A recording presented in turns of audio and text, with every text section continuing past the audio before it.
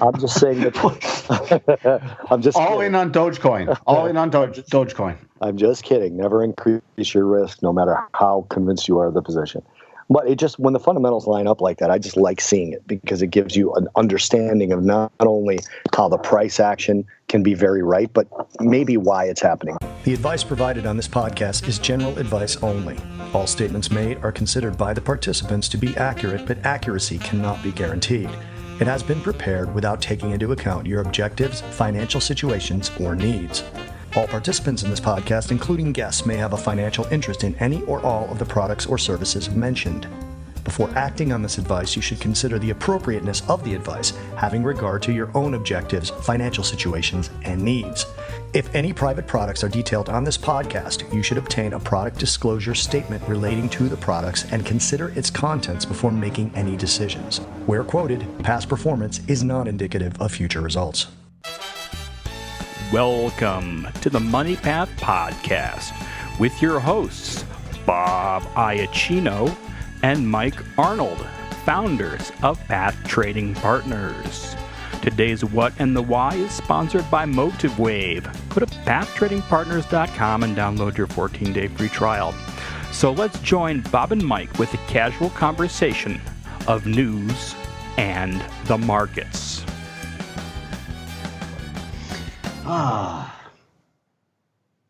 Jeremy Clarkson to review Tesla Model X. Jeremy Clarkson reviewed the Tesla Model X with a team of 6 lawyers. Is that the way you're talking about, Stafford?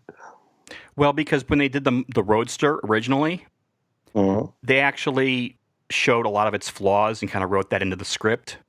And then they released that episode. And then Elon took them all to court, took the BBC to court. Of course, Elon lost. Oh, it says it runs out of, it's half of it's, that show's scripted. So they actually had it running out of, they deliberately drove that car hard so it would run out of power in like an hour.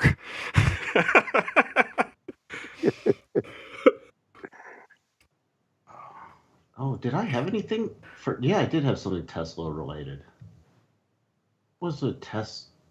Why did you put the Chicago to Cleveland, the lead race, to become the first cities connected by the Hyperloop? I don't know. Some guy sent it to me. So the Hyperloop. Okay. Okay. I'm not even going to comment on the Boring Company anymore because he's insane. The funny thing is, Chrysler's building those electric trucks. So Daimler was talking about Tesla's plans. This was in Bloomberg this week. Tesla's plans to deliver the electric heavy trucks next year, and so they put out this whole thing. What do you say? Head of the trucks, Martin Daum, suggested to reporters at Invent Wednesday in Stuttgart he announced plans to start rolling out Mercedes-Benz electric trucks for trials this year, followed by mass production as of 2021. The driving range is smaller than Musk is targeting. Current battery technology doesn't allow for faster timelines. They said, quote, if Tesla really delivers on this promise, we'll obviously buy 2 trucks, one to take apart and one to test, because if that happens, something has passed us by. But for now, the same laws of physics apply in Germany and in California.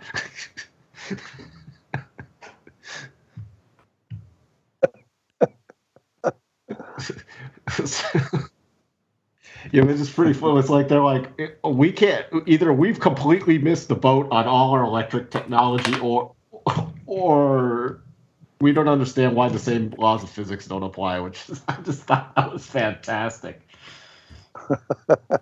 I mean, we'll just buy 2 of them to take apart and figure out what the hell he's doing. Honestly, he just sounds crazier and crazier, Elon.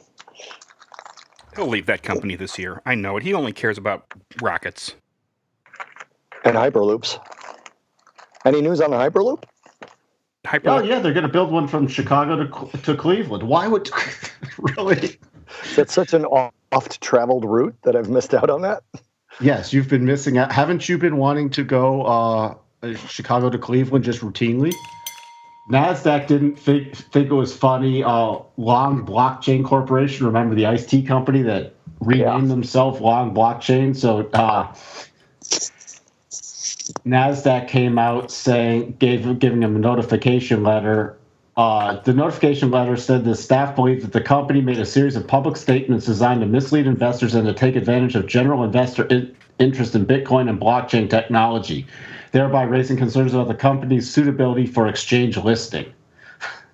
Wow. Yeah, they're like, no. You can't just change your name and say you're buying a bunch of mining computers and you're an unprofitable iced tea company. We've decided to get out of food and get into cryptocurrencies. Yeah, so I'm actually glad to see that the NASDAQ is taking this somewhat seriously with this insane companies that just say, we're going to develop a blockchain product or we're changing our name and putting blockchain in it, and we're going to everybody's going to pile in our stock and it's going to go up 50%. Okay. It's absolutely something to take seriously. For reasons I'll explain someday in this podcast, I've been looking at a lot of ICOs and stuff lately. 46% of them launched last year are already out of business. Either they just kind of disappeared with the money, so you can call them fraud, or you could call them like an unsuccessful GoFundMe campaign, where their goal was to raise $5 million and they raised $20,000, so they just took $20,000 and shut it down. Because you can still do that with ICOs. They were Datecoin, the world's first dating cryptocurrency that uses neural networks and artificial intelligence algorithms in working business models with clear buybacks on blockchains. So we're going to have a Datecoin ICO. Datecoin. Explain that again. Datecoin. Don't worry about it. It doesn't make sense. It's just okay. The white paper has a page that is generally just a photograph of a model. You can go down. It's in the show notes. It's 5 Russian guys that say they're going to use artificial intelligence algorithms. And if this isn't, do not invest in Datecoin, anyone. Girls and money. Girls and money with using artificial. In the world is on successful business model. Join now. Oh, you know what? The Bank of England governor claims Bitcoin has failed as a currency. Governor Mark Carney declared that Bitcoin cannot be considered a legitimate currency by traditional definitions. That was from this Monday. It has pretty much failed thus far on the traditional aspects of money. It's not a store of value because it's all over the map. Nobody uses a medium exchange. I don't know why he says it fails as a currency, simply because it's not a store of value. Mark Carney is a super smart guy, so I'm sure that's somewhat taken out of context. The media probably isn't reporting the whole thing. But a currency are you telling me that like a Colombian peso is not a currency? It also fluctuates wildly, not to the level. How about the Venezuelan? I like that they're coming out. The Venezuelans now coming out with their own cryptocurrency because their own real currency has failed. What is his name? The new president, I forget his name, but he's Maduro or something like that. Yeah. But he's encouraging Venezuelan banks to mine and to use them. So he's actually encouraging his own banks to abandon the Venezuelan currency. Because the Venezuelan currency is worthless and people in Venezuela are eating dogs to stay alive. Well, that's just wrong. Ethereum founder, cryptocurrencies can drop to near zero at any time. Vitalik, I need somebody to pronounce names for me. I've got to see where in the notes you're at. You're below the Datecoin. No, I'm above the Datecoin. Okay, because I went down to the Datecoin pictures. Where's his name? What is it? What part of the story? The tweet's in there. It's Ethereum founder. It's a big... Vitalik Buterin. Thank you. I'm really bad at names. You are. But you're good reminder, cryptocurrencies are still a new and hyper-volatile asset class and could drop to near zero at any time. Don't put in more money than you can afford to lose. If you're trying to figure out where to store your life savings, traditional assets are still your safest bet. And he's the founder of what? Ethereum. You. So I actually think I'm glad he tweeted that out, because that is a very true statement, and you could put some at-risk capital in, but you should not put everything you have into cryptocurrencies and think they are just an inherent store of value. It's hard to argue that institutions have gotten involved yet because the futures volumes are so low. You could say that maybe they've gotten involved on a small scale, but on a large scale, they haven't done it yet, because you'll see that, and I think you'll see it in the futures volume when they do. But so he needs to talk to these people, because as you guys have both experienced talking to people about cryptos, apparently they never go down, which I say tongue in cheek, of course. I don't know. I think that meme is over. I mean, a lot of people are underwater, but I think a lot of people who got up on the credit card run up, which you can't do anymore. Bitcoin's in a down channel. Bitcoin specifically is in a down channel. Yeah, well, the next graphic is the Google search term "buy Bitcoin with credit card," and you can see how that's way down from its peaks in late November, early December. It's back down to the lowest it's been. So, if we were to chart this, it's back down at the previous major support level. And it looks like it's going to crash through that. That's a fantastic graphic. It's going to debt, buying Bitcoin with money you can't afford to lose, ICO coin. And at least if you're, I would not recommend you being a crypto regulator in South Korea. Top South Korean crypto regulator found dead from, quote, unknown cause. Jeez. He died from some unknown cause. He passed away while he was sleeping, and his heart had already stopped beating when he was found dead. But they're saying he didn't have a heart attack, and they can't heart stop beating. But he's the one who wanted to crack down and regulate the cryptos, and he's now dead. So, not saying there's a conspiracy there yet, but if you want to be a strong regulator of cryptocurrencies, I would not recommend doing it in South Korea at this time. But and by the way, remember we've talked about Robinhood? Yes. And their no Bitcoin trading. They're rolling out in 5 states: California, Massachusetts, Missouri, Montana, and New Hampshire. They determine the states based on a mix of strategic and regulatory considerations. So they're starting in those 5 states. And here's what they're going to be offering: 16 different coins: Bitcoin, Ether, Litecoin, Ripple, Bitcoin Cash, Bitcoin Gold, Ethereum Classic, Zcash, Dash, Monero, Stellar, Lisk, Qtum, Omise Go, Neo, and Dogecoin. Does anyone know how Robinhood makes money? Yes. Robinhood charges users no commission fee. It makes its revenue from premium services like Robinhood Gold, which steals from the rich and gives to the poor. No.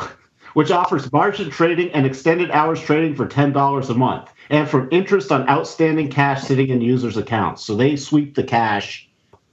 Which is $0 and 0 cents in this environment, but in this interest rate environment, although it's getting better.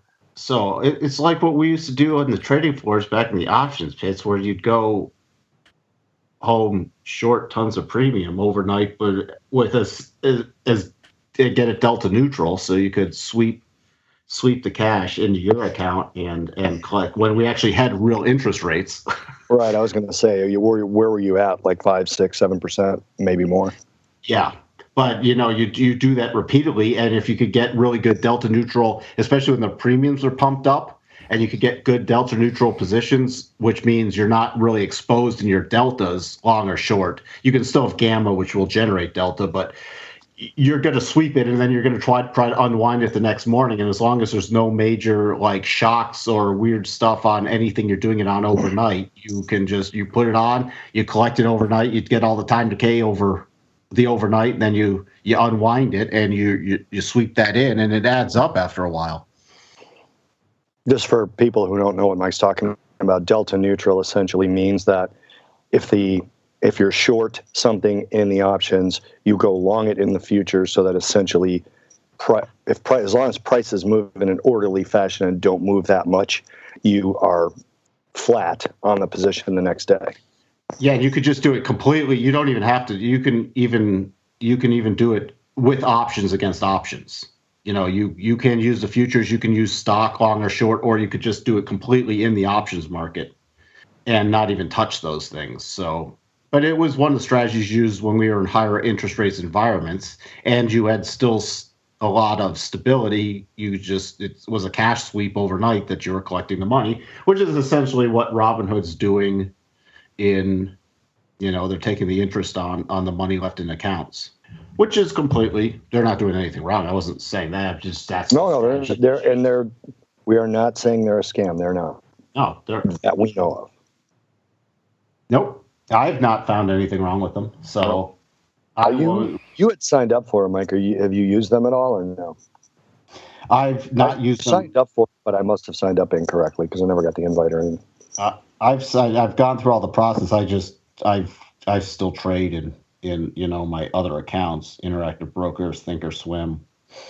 Those are my main ones I execute everything in. I guess I'm just too lazy to bother at this point. What happened with Walmart? I think the market put a little bit too much into their online strategy in terms of, Walmart was essentially up 61% over the last the rolling 12 months or so, rolling 18 months. And that was mostly on their same store sales hadn't gone crazy. It was mostly on the idea that they said, we're taking on Amazon. That's it. And people believed in that. And I still do. I think Walmart's a tentative buy. I would wait for Mike to tell me where to buy it on the chart. But for a longer term hold, I love Walmart because they are going to compete with Amazon. They're not giving that up. When they bought Jet.com hadn't made money yet. Amazon, though, when you compete on stock price, Amazon is a stock that the market rewards for spending money and not making a profit because they did that forever and the stock went up. So Amazon could make an acquisition like Whole Foods, take a one-time charge, return something lower, and everybody's like, yeah, but it's Amazon. They didn't make money and the stock still went up, so let's buy it. Walmart's always been a stock that was predicated on same-store sales and revenue and things like that. So now they come in a little light on their online sales, and I just think it's unreasonable to look at their online sales and price them at a 21 multiple, which is what had happened. And the reason I say that is because their online sales, even though they're big, they're still only 3% of their total gross. So they've got a lot of room to grow in it. And if they've suffered in same-store sales, that makes sense to me. But it was really the online that didn't do as well as people were expecting, so they took it back down to about a 19 PE or maybe even 18. I think it went down 2 days in a row, right? I'm not looking at the chart. It might be at about 18, but their historical PE is just over 15. So they definitely had priced in all kinds of online growth that I think is just premature to price in. So fundamentally, I see it as a buy. The issue with Walmart, in my opinion, competing with Amazon is Amazon's cooler. It's just cool to get things from Amazon. It's not cool to get things from Walmart. The same people who want to do things online are the same millennials who criticize Walmart as being this company that came in and devoured all the small operators and blah, blah, blah. And then they go buy from Amazon, who did that and worse. So it's a little disingenuous. That's not like millennials, is it? Anyway, it's a little disingenuous, but Amazon's cooler. It's cooler to get Amazon boxes than it is to get Walmart. But a lot of products, Walmart's cheaper. And they do overnight, and they do all that stuff.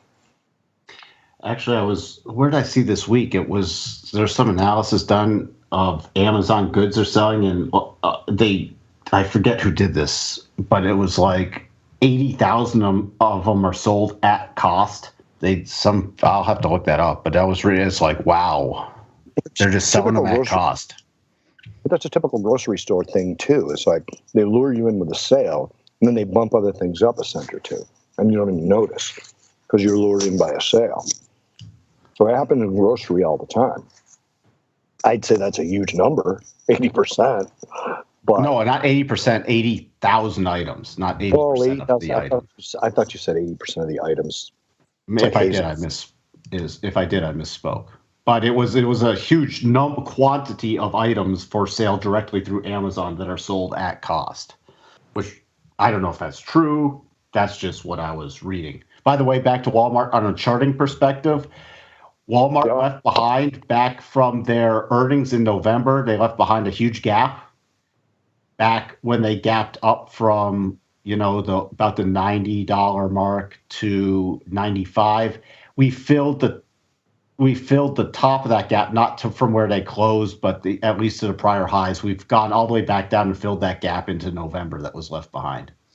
But let's see where it is on a weekly too. So you don't want to buy it yet, though, right? Like not based. No, I'm watching. I want some kind of reversal pattern because now it's below the rotation zone on the weekly. The rotation zone is crossed and is sloping down on the daily. We're still, we could still possibly fall if we get any more market weakness. This could easily fall back into the mid 80s. We still have a rising 200-day moving average. I just want to see, with all this resistance overhead, some kind of at least basing pattern or, possibly a double bottom or a nice horizontal channel forming at a key level, and then a breakout above that to trigger an entry, since we have so much overhead resistance. So I agree that at some point it will be a very good buy. It's just not a technical buy for me yet. Yeah, for those of you that do just like buy and hold, I mean, Walmart to me is a buy and hold. However, I still think you have to listen to Mike's analysis so that you don't buy too much if you're just buying the dip, because it can go a lot lower and you can get a lot cheaper prices, or you can just wait and catch that hot air balloon going up rather than jump in the one going down, land, and have to go back up. Yeah, anywhere. I mean, if you're building a position, I mean, anything, if we do especially get down back to 90 and completely fill this gap, that would be a possible good place to add if you're looking as a long-term investment to start layering in a position. And then if it drops down to its mid 80s moving average, that's another place that as you're building slowly. Right. If you want to wait for it and go all in on something, then I'd wait for one of those reversal patterns.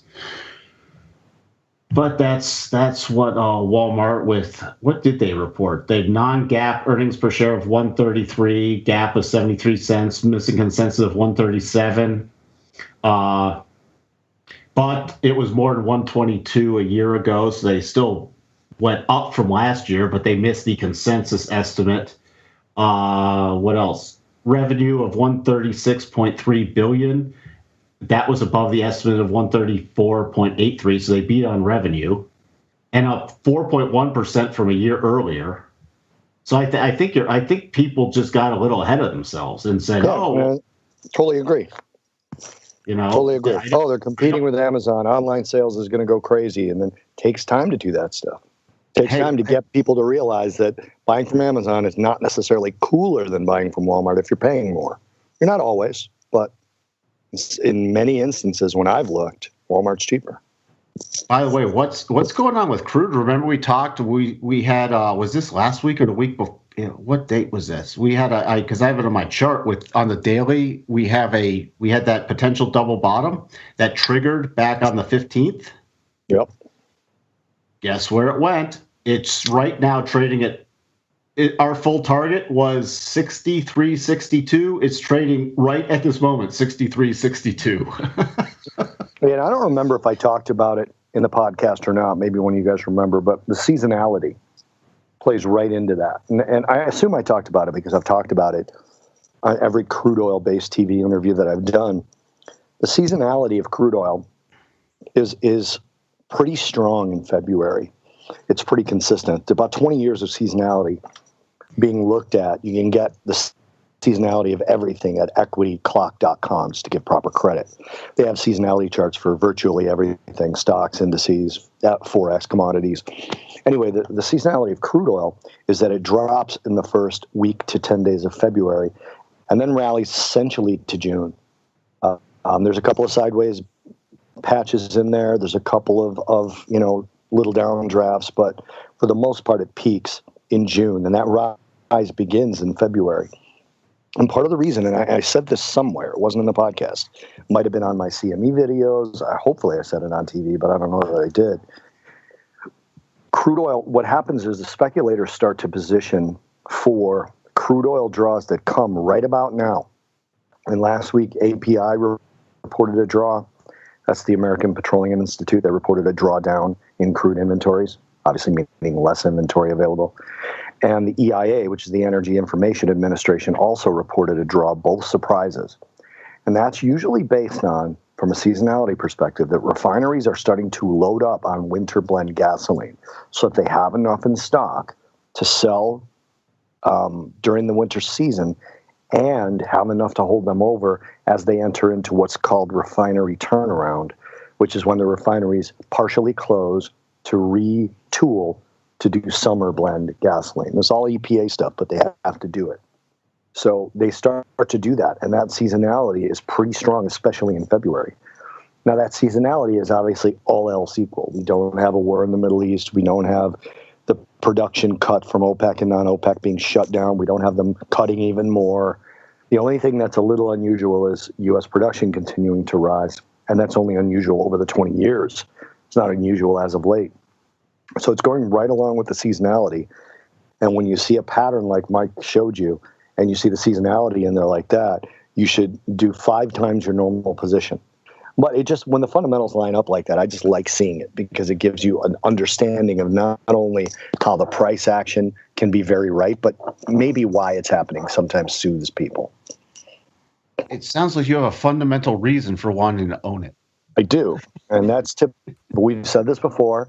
I have a fundamental reason for doing stuff, and then I call Mike and ask what price I should do it at. That's very good advice. I think that's wonderful advice. And if you're trading the cryptos, make sure you tune into our YouTube channel and see all the analysis done each day. Because you can apply it to anything. Crude oil, stocks, cryptos you're trading, whatever you want. You probably shouldn't apply it to Gibson, though. What's going on with Gibson? Gibson guitars? I do have a question. Yes. What is Series 1 debt? Series 1 or Series A? Well, they're kind of the same Series thing. 1. What does that mean? Series 1 debt. So essentially, when you have different levels of debt issued by companies and by countries and things like that. So Series 1 debt, what's the word I'm looking for? Fulfill for a company or a government. Because they basically pay a fixed interest rate on it, but then they also guarantee that your principal won't go down. So usually, like if interest rates change, interest rates go up, you're losing money on the bond you bought. The way bonds work is it's a $10,000 bond, you buy it for $9,900, and then you turn it in for $10,000, and that means you got a 10% interest on it, right? When you buy a bond and interest rates have moved, you're only getting 10%, but there's other interest rates and other opportunities. So having a Series 1 bond means you're locking in the interest rate, but you're also giving people a level of protection for what they've paid. Does that make sense? Yeah, so I guess the thing with Gibson guitars, and we talked about this, I brought this up 6 months ago in the podcast saying, let's keep watching this because you might hear from us 6 months down the road. But I guess Moody's said that their Series 1 bond rating is a 10 right now, and really you only want like a 2 from a company to get a good rating. And if they don't come out with $380 million in a couple months, then it's over. 10 is essentially junk. So yeah, basically, Gibson guitars is junk. what? So people don't know this. Stafford's actually a very accomplished musician. So what guitar do you like to play? Okay, for the record, Gibson, the guitar division of Gibson does not lose money. They went on a buying spree and bought they wanted to go and become a consumer audio company. So they borrowed a bunch of money and bought a bunch of companies that have nothing to do with guitars, right? So it's not about the guitars dying. I don't like Gibsons because they got a short scale neck, which means I don't have to fight with the instrument to achieve my tone, rather than become a brand queen here. But that's why I do like humbuckers, because that means you get extra amplitude, out of that instrument, so you can overdrive that and you can get great sustain. But in my Fenders, I got a couple humbuckers and a few of them, so it's good enough for me.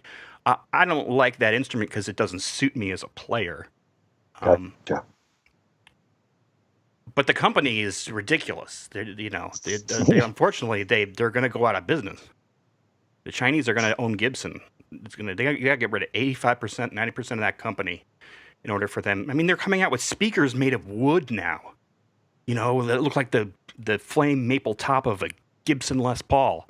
A speaker? I wouldn't buy a home monitor speaker from Gibson with a beautiful flame maple front piece. That's dumb. They don't come up with this money in a couple months. They'll be back on our show. They will, and it's just somebody has to buy a majority rebuilding and rescue them, essentially, for the company to last. But this will be Maybe, like they won't get a bailout. No. The people who maybe Tesla should buy them. Will be out of money. Will be out their money. I want Tesla to buy them. Well, Fender went through the same thing in the 90s, and a bunch of musicians bought Fender and saved the company. So that business model has to reproduce itself with Gibson, I think, to make it survive. Do musicians have that kind of money anymore? Yes. There are some people who are one percenters who know a pentatonic minor. I know one of them. I think this guy Eric Clapton has a few yachts, and Nick Mason of Pink Floyd has quite a number of very expensive Ferraris.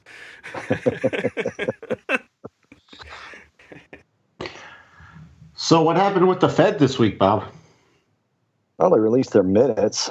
And essentially, they displayed quite a bit of confidence in the underlying strength of the economy and the potential to reach their inflation target. And they essentially patted themselves on the back in the whole thing. That's the way I read it. I mean, I didn't read anything special in there. I didn't read anything unexpected. They said we're at full employment, possibly more than full employment or past full employment. Mentioned that wages have not grown, though, the way you would expect to see in full employment. That's Phillips curve stuff. I don't even really know if I believe in that anymore, but I don't even know if I ever did. But and then there were comments, just to add to that, there were comments from the ECB in their minutes, which I think were important in context because they spent a decent amount of the time talking about the dollar and how they needed governments and central banks to stick to the policy discussed, which is interesting to me that I didn't know that I knew they were doing it, but I didn't know it was public, that the central banks would sit down and discuss with each other where their currencies should be. So you're going to do strong dollar, right? You'll do weak yen, we'll do middle euro. Okay, see you guys at the next meeting. I didn't know they did that. I thought each individual country's economic condition would matter more. Apparently it doesn't. Draghi was very angry. And they talked about underlying strength, and they had dissent about whether to back off or at least announce the plan to back off on quantitative easing in the EU. The statement in the EU has continually said, we reserve the right, I'm paraphrasing, but we reserve the right to purchase more assets if the economy so deems. And there were some in the ECB that wanted to remove that language. Essentially is a bias to further quantitative easing, and they wanted to remove that. So you combine that with the Fed's strength, and it has really stabilized the dollar against some of those currencies, especially the euro. And then you had several Fed speakers afterwards, and they were pretty much mixed. The important thing about this, mixed in terms of being hawkish and dovish, the important thing now is we got the economic assessment from the Fed this morning at 10 a.m. Chicago time. Again, we're recording this about 11:25 Chicago time. That was also very upbeat, and we'll see because next week is Jerome Powell's testimony to Congress. So that'll be the first time Jay Powell is talking about what he thinks without this sort of rather daunting shadow of Janet Yellen, who so far is considered to be my most pretty successful chair. Yeah, well, you mentioned other Fed speakers. We had Kaplan talking a lot this week that, he's still on the gradual and patient rate hikes. I didn't get this. Waiting too long on rate hikes would increase the likelihood of a recession. I didn't understand his theory behind that. He sees GDP at 2.5 to 2.75 this year and unemployment falling to 3.6%. And they're likely to make their progress towards the 2% inflation goal. What else? Oh, I don't know why they think that. I mean, I understand what they're saying or what Kaplan is saying. He's saying that if we don't hike wages, we're going to get inflation, which is going to damper spending, hurt buying power, and cause a recession. But that's a stretch. That's like 3 steps down. He was also talking that it would be preferable at this point in the economic cycle to moderate growth of government debt to GDP, and USA might need to more actively consider ways to reduce U.S. government debt growth. So that was something he was stressing. And Bullard, who is not a voting member this year, warns of too many rate hikes. He warns them not to do too many rate hikes this year, but he's a non-voting member. So do you want to speak to what the difference between a voting and a non-voting member is? Just for people who might not know. They have certain permanent members on the Federal Open Markets Committee. That's the committee that votes on interest rates and quantitative easing, whether they go up or down in either program. And non-voting members can give commentary, they can give advice, they can put forth papers, but they don't have a vote on the committee as to whether interest rates move and whether quantitative easing is increased or decreased.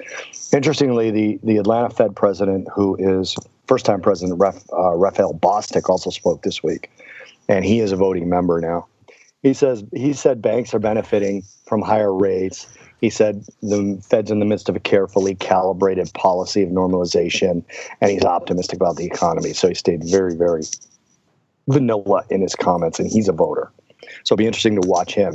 So we don't only have Jay Powell, who's new, whose opinion we're looking for. We also have a couple of new voters, Bostic being one of them. And for the Fed statement that pissed me off the most this week, Kaplan says nothing in the markets in the last 3 weeks would change his outlook on monetary policy. What? I don't know when the markets became part of their mandate that if the markets go down, we have to change our monetary policy. You know what? You want perpetual up markets, and you're going to tailor your monetary policy to what the market's doing? That's not in your mandate. Mike, are you sure he wasn't agreeing with you in that statement? Nothing in the markets change the way we think because we don't watch the markets? No, they watch the markets. You know that. I do know that. They comment on the market. They wouldn't even be commenting on it. You know, they wouldn't say, oh, we're not in, you know, they comment all the time. We don't think assets are overinflated, or we think they are, blah, blah, blah, blah, blah. You know, so don't even make the comment if you're not watching the markets, and you shouldn't be watching the markets. The markets are independent of what the Fed should be managing. The Fed I actually don't agree with their dual mandate. I think they should only have one mandate. Prices? Yes, not unemployed. I think, again, in the 70s when they inserted that into the Fed mandate, that just, you know, just get rid of the Fed. There's my answer. There we go. That's my what. Here's my what for the week. Get rid of the Fed. I might have misunderstood you. Are you talking about you don't like the part of the mandate being job growth? Or do you don't like price stability one? Which one don't you like? I like price. I don't. Price stability is really, I know you don't like the Fed, but if they're going to have a mandate, price stability is the one that makes sense if you believe that inflation or deflation is predicated on monetary supply, which it is. So that one makes sense, although I agree I don't like the Fed either. It's so funny. The Fed is one of those things. It's like it's like one of those things where you're an opium addict, you're an opioid addict, so they got to give you something now.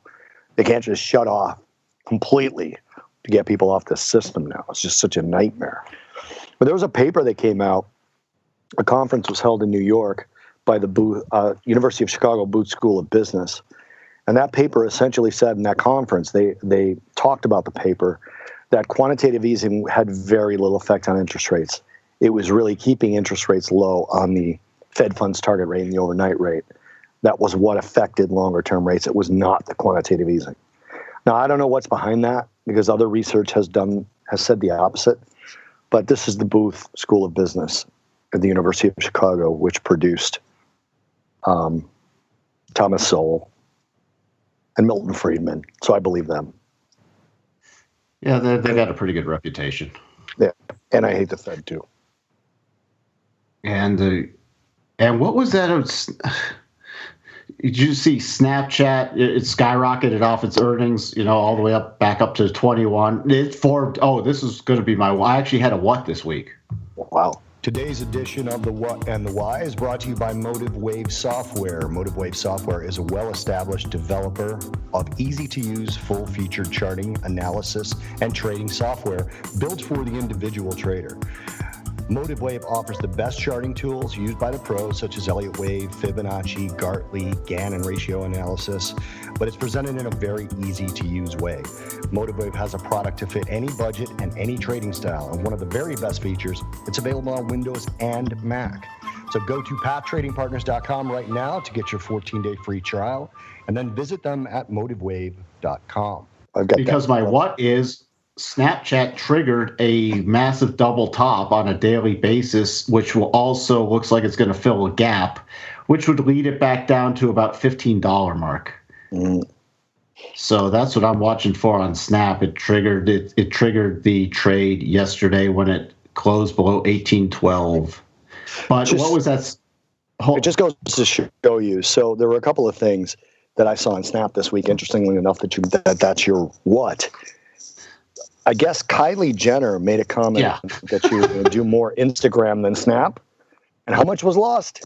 Like 1.6 billion in market value or something? Yeah, 1.6 billion off of somebody else's. What, did she tweet that? Or she Snapchat it? Talking about it. That was hysterical. I'm typing in Kylie Jenner Snapchat stock. And the first thing that Kylie Jenner tanks 1.3 billion of Snapchat's value. I'm sorry, of Snapchat's parents' market value. So Kylie Jenner tweets she hasn't been using the app lately. Users pile on with feedback that echoes Wall Street's concerns. So Kylie Jenner's tweet was followed by one from Maybelline, New York, asking its followers if it should stay on the Snapchat platform at all. Don't we call this fundamentals? Yeah.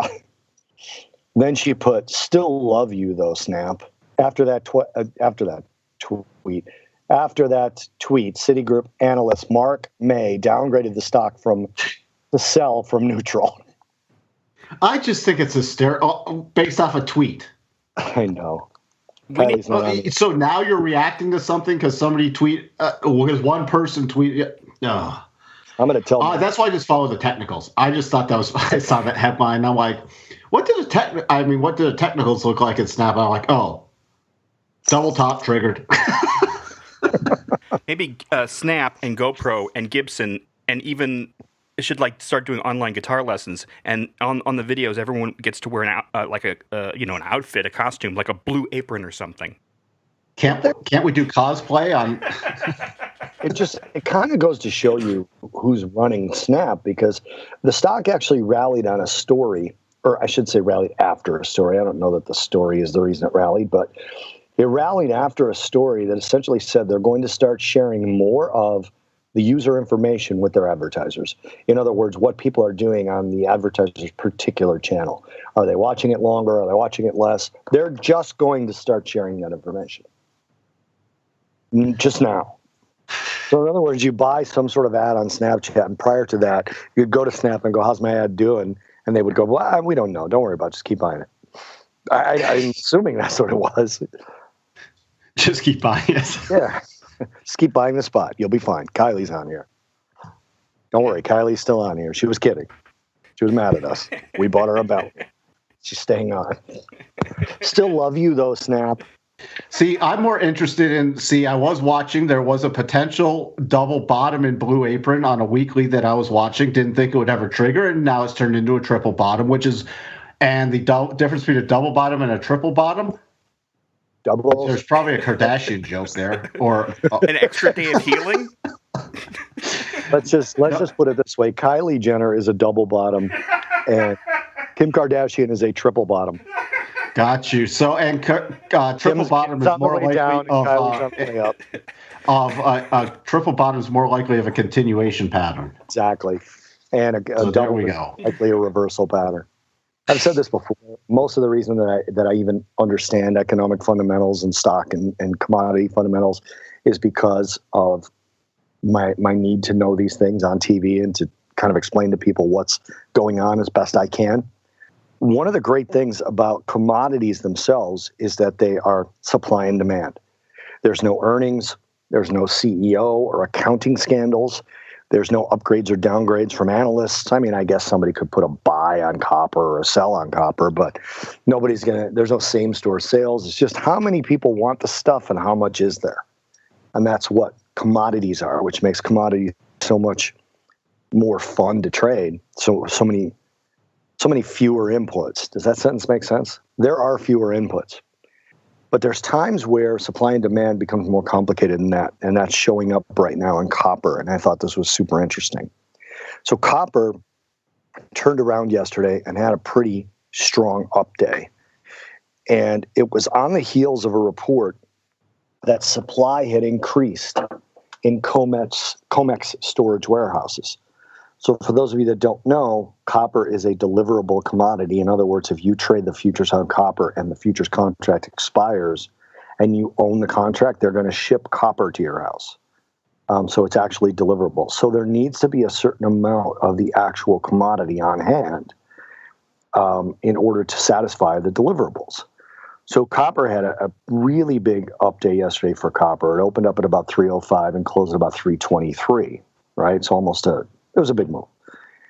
Today it's down a little bit, but it's coming off the lows pretty strongly. I don't want to say what that candlestick pattern might be because it's not, but it's coming off pretty strongly off the lows after being down a little earlier. Supply inventories have increased dramatically in COMEX warehouses in Utah and Arizona and some other places, but Utah and Arizona very specifically. And those areas are landlocked. Okay, there's no water there. So those particular warehouses, the inventory has increased, and it's increased for a reason. In industrial purchases of copper, copper is quoted at a premium over the futures price.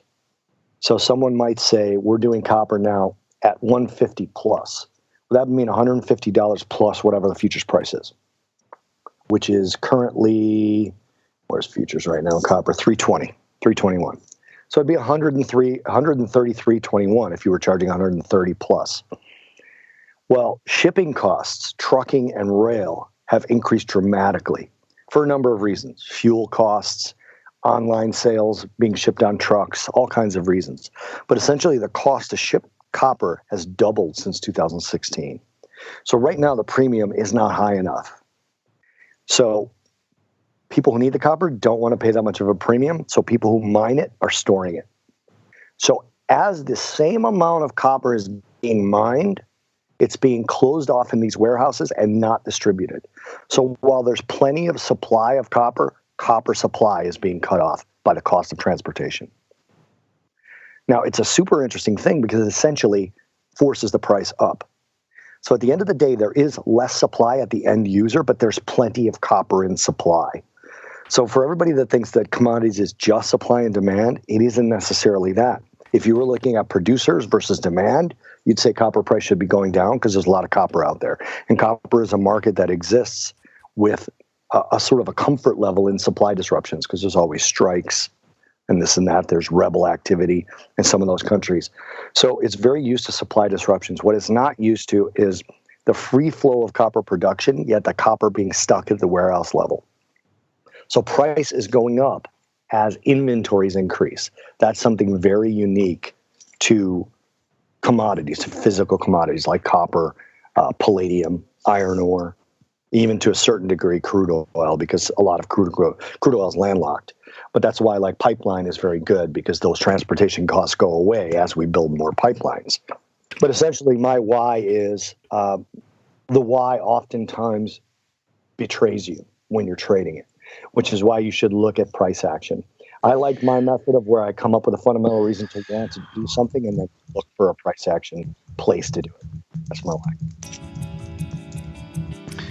That's why I just look at the charts. It's so much easier. It is, and it's more reliable as well. Because my brain can't process that. All that stuff. It's too complex for my old feeble mind. Mike, most people's brains can't handle the charts, so, be careful how Jedi you are. Right.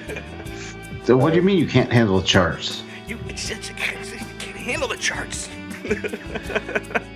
It's like looking at you can't handle the truth.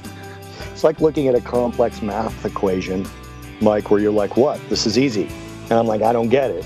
Or going to a bar and looking at three single women, and I'm like, what? This is easy. Like, I don't get it. Or going to the clinic and getting a shot and saying, hey, this is easy. And me being like, well, I don't need the shot because I don't get it. Whatever you're getting the shot. I don't know what you're putting I think you should say goodnight, Bob. I think Bob needs the clap. Oh, guys, good show. Thanks for having me. I'm Bob Iacino. And I'm Mike Arnold. I'll talk to you guys next week.